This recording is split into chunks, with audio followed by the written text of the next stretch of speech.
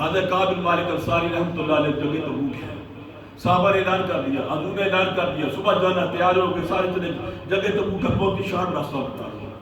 وہاں جا کر میرے نبی نے پوچھا این کعب بن مالک انصاری، کعب بن مالک انصاری کہاں ہے؟ صحابہ نے کہا یا رسول اللہ ان کے کھیت پکے ہیں، کھجوریں پکی ہیں، موسم پکا ہے۔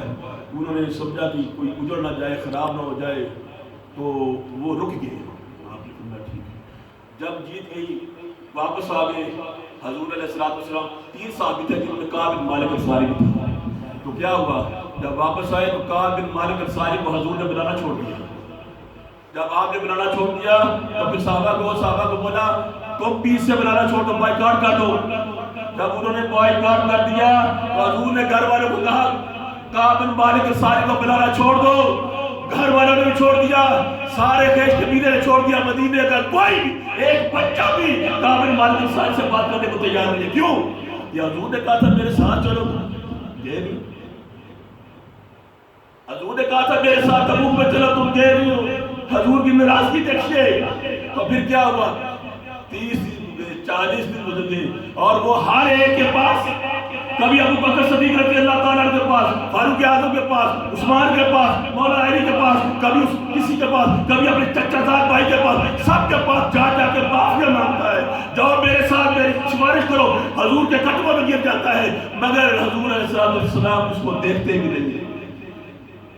جب 50 دن ہوئے نا، 50 دن، تو شاہ غسان کو پتہ چلا، شاہ غسان نے ایک چٹھی لکھی تھی، عمل صالح کا بتا رہا ہوں، ہم نے کس کون سے اپنے صالح بنا رکھے، چٹھی لکھی اور اس میں لکھا اے کعب بن مالک انصاری تجھے تیرے صاحب نے چھوڑ دیا، تو آ میرے پاس، دیکھ میں تیرے لیے عزت کی کرسی لگاؤں گا، تجھے بٹھاؤں گا، تیرا مقام و مرتبہ دوبارہ کروں گا۔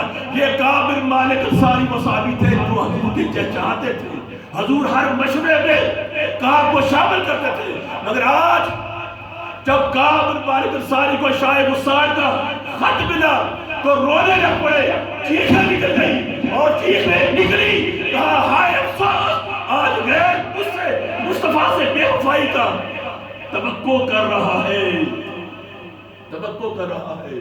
تو پھر اس نے پتہ کیا کہا؟ آخری بات اس نے پتہ کیا کہا؟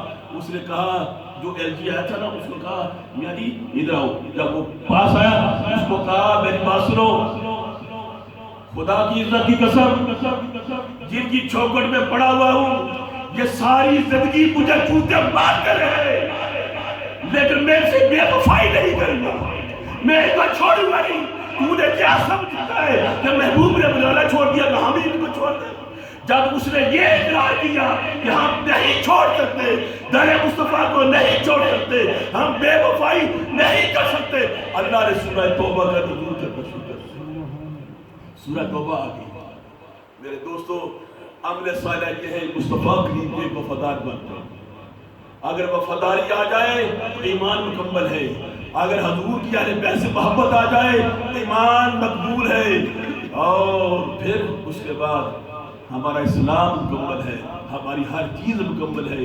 اگر ہم ان میں کوتاہی کریں گے تو ہمارا ایمان مکمل ہے۔ اللہ تعالیٰ ہمیں حضور علیہ السلام کے ساتھ، حضور کے اہل بیت کے ساتھ محبت اور عقیدت اور مودت کا رشتہ مضبوط